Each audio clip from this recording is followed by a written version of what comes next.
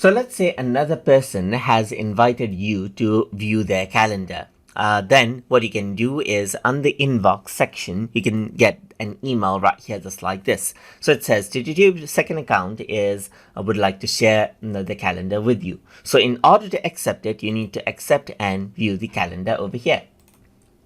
And once you do that, you can see that it opens up this Explorer window right here. And if I were to go to show all, then you can see YouTube's second account right here. And as long as you turn that on, you can see the other meetings over here just like this as well.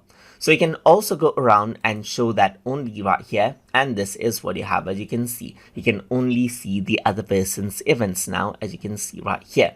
And you can go around and navigate around as you like, as you can see just like this, and you see the other person's account over here.